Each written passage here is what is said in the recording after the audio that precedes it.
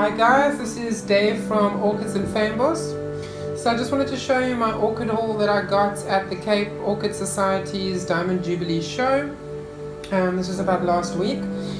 I bought 4 orchids, 2 of them are species, and 1 has been on my wish list for a very long time. So I'll go through all the orchids individually, but basically I got the Encyclia fragrans and the Dendrobium Annum. Both of those are species orchids. And then I got the Vulgar Peplum. I'll tell you more about what variety that is later. And also the Fred Clarkiara After Dark. Okay, so let's start with the Encyclia fragrans. So the Encyclia fragrans is a species orchid. It's a fragrant orchid, and it grows from all the way from Mexico through to South America and the Caribbean islands. It's from the Cattleya Alliance and has been reclassified numerous times into various groups, from Epidendrum to Encyclia to Anachillium and Prosthecia. Currently the RHS Orchid Registry groups it as Prosthecia or Encyclia. Yeah, as I said, it's a fragrant orchid, but the flowers are beginning to fade when I actually bought the plant, so I can't tell you now what the fragrance smells like.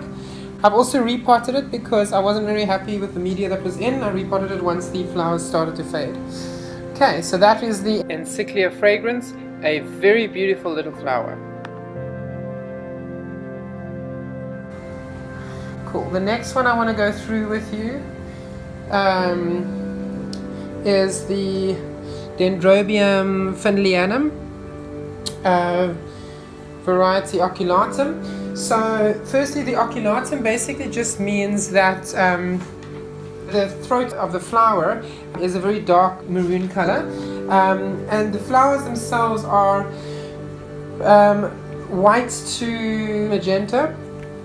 So you can imagine how nice that color looks on the orchid. I think it also has yellow bits around the flower. I can't remember exactly.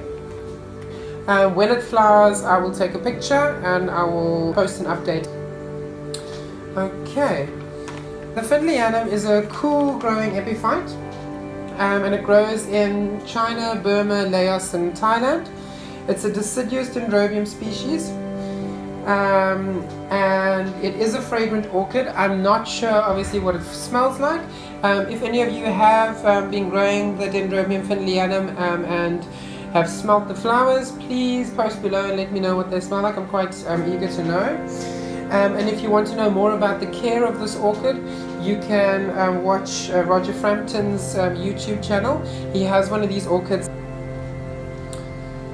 Cool. Okay, next I want to go through the Fred Clarkiara After Dark. So, as I said, this orchid has been on my wish list for quite a long time, and I'm hoping that it's the Black Pearl variety, or the Black Pearl clone, but I obviously can't say. I currently am even more excited because if you can see over here, I'll bring it closer to the camera. Into focus. I have a flower spike right here. Show that to you a bit better. So I'm quite excited to see what's going to happen. I don't know how long it actually takes to flower from that point. I really don't know. I've been looking online, but it's difficult to find that out. So if any of you do know how long I'm going to be waiting before the flower spike's fully grown and the flowers open, please let me know as well. But this is an orchid from the Cattleya Alliance, and it is also a deciduous type of orchid. As you can see, the leaves are starting to fade at the moment. It needs a winter rest. Also the Annum, by the way, also needs a winter rest. I can't remember if I said that. And at the moment I've cut down a bit on the water, so I'm allowing it to dry out a bit. But I am giving it a little bit of water here and there because I just want the flower spike to develop and everything. I don't know if this is the correct thing to do, but that's what I'm doing. I know that apparently you need to be very careful with these orchids because they can rot if you water them during the rest period, but I will start the actual full rest and they suggested to me that I lay the container on its side so I don't forget that I mustn't water it. And then that I'll start doing at the beginning of winter, so that will be around June, end of May, June at my side. Yeah, so I'm quite excited to see those flowers, those beautiful black flowers. And again, I will keep you posted on the spike, and I'll post a video when it is flowering. Cool. Then the last orchid I want to show you guys, and let's move this one around. Probably don't need to, you can see it over there. Let's turn you towards the flower. Here we go. Okay, so this one is well, let's see what the label says. So this is a Vulgar Peplum. It's an intermediate grower. It's a cross between Australian Magic and Port Vincent Bright Eyes. And the main thing I want to talk about on this one, so yeah, I can't tell you much about the care. This is my first Vulgar Peplum, and I'll let you know more about the care in the few years to come, and once I know how to actually look after this orchid properly. What I have read online though is that it mustn't dry out too much, so I'm keeping it, I'm watering it just before it gets to the point of drying out. I do have a new growth as well, so I'm quite happy about that. So I did look for an orchid that had quite a nice growth. There we go, there's a new growth this side.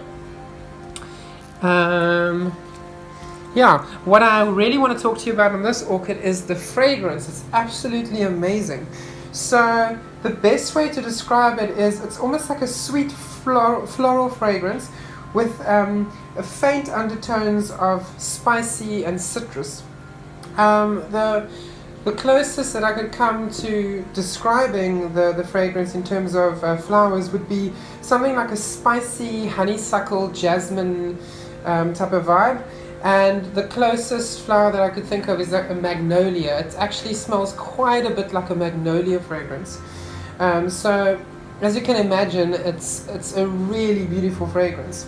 It's the first fragrance that I've smelled that is absolutely amazing, and after a while even doesn't even put me off because it gets too intense in terms of flowers. So the fragrance fills the room between about 10 a.m. and 2 p.m. So it definitely seems to be dependent on the amount of light the orchid gets, the more fragrant, the more the fragrance fills the room. So I've also found, like on overcast days and when it's not so sunny outside, that the orchid isn't as fragrant, but it's still this fragrance does still fill the room. But it's absolutely amazing. And if there's anything I can say, if you haven't got one of these orchids, you have to get one of these. They really, really, really are amazing when it comes to the fragrance. I'll take you closer just to show you the actual flowers. So the flowers are also very, very beautiful. I mean, look at those colors. The spots on the lip area, and then on the petals and the sepals, the beautiful, almost like an animal print. It really is a beautiful orchid. Cool. So yeah, so that's my orchid haul. I'll just take you through also just to show you that flower spike again that I was talking about on the Fred Clarkiara. And to me that is definitely a flower spike, because that is not a new growth. Yeah, so yes guys, so thanks for watching.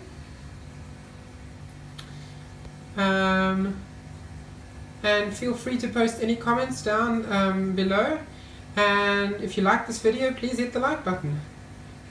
Have a good week. Bye.